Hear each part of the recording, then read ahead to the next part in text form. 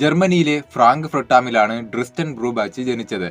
ഡ്രിസ്റ്റൻ 5ാം class വരെ വീടിന്റെ അടുത്തുള്ള ഒരു പ്രൈമറി സ്കൂളിലാണ് പഠിച്ചത്. എന്നാൽ അതിനുശേഷം ഡ്രിസ്റ്റൻ തുടർ പഠനത്തിനായി വീടിന്റെ കുറച്ചകലെയുള്ള മറ്റൊരു സ്കൂളിലേക്ക് മാറുകയാണ്. മുന്നേ യാതൊരുവിധ ദുർശീലമോ മറ്റൊന്നും തന്നെ ഇല്ലാതിരുന്ന ഡ്രിസ്റ്റൻ മറ്റൊരു പുതിയ സ്കൂളിലേക്ക് മാറിയപ്പോൾ മയക്കുമരുന്നിന് അടിമയാവുകയാണ്. ഡ്രിസ്റ്റന്റെ പെട്ടെന്നുള്ള മാറ്റം കണ്ട അവന്റെ അമ്മ ഡ്രിസ്റ്റന് വെറും 10 വയസ്സ് മാത്രം പ്രായമുള്ളപ്പോൾ ആത്മഹത്യ ചെയ്യുകയാണ്. അങ്ങനെ 1998 മാർച്ച് 26-ന് ഡ്രിസ്റ്റൻ തന്റെ അച്ഛനോടായി ഒരു കാര്യം പറയുന്നു. അതായത്, ഇന്ന് എനിക്ക് സ്കൂളിൽ പോകാൻ വയ്യ, പുറം വേദനയാണ്, അതുകൊണ്ട് എനിക്ക് ഇന്ന് ആശുപത്രിയിൽ പോകണം. എന്നാൽ ഡ്രിസ്റ്റൻ പറയുന്നത് കാര്യമാക്കാതെ ഡ്രിസ്റ്റന്റെ അച്ഛൻ ഇന്ന് സ്കൂളിൽ പോയേ പറ്റൂ എന്ന് പറഞ്ഞ് അവനെ വഴക്ക് പറഞ്ഞ് നേരെ സ്കൂളിലേക്ക് പറഞ്ഞു വിടുന്നു. എന്നാൽ സ്കൂളിലേക്ക് പോയ ഡ്രിസ്റ്റൻ പതിവിലും വൈകി ക്ലാസ്സിൽ കയറിയതിനു ശേഷം തനിക്ക് വയ്യ, നല്ല ശരീരവേദനയുണ്ട്, അതുകൊണ്ട് തനിക്ക് ആശുപത്രിയിൽ പോകണമെന്ന് അധ്യാപകനോട് പറയുന്നു.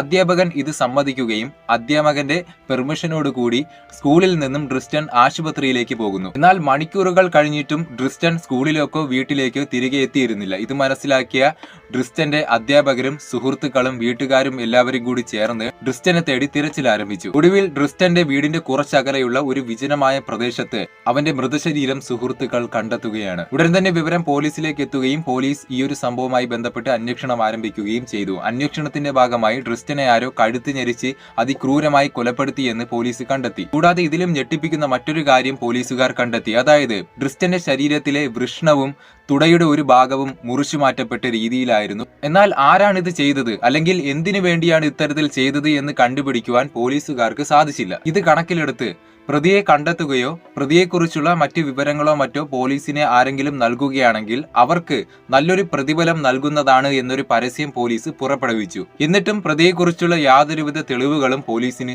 ലഭിച്ചിരുന്നില്ല. ഇന്നും തെളിയിക്കപ്പെടാത്ത ഒരു കേസായി തന്നെ ഡ്രിസ്റ്റന്റെ ഈ ഒരു ക്രൈം തുടരുന്നു.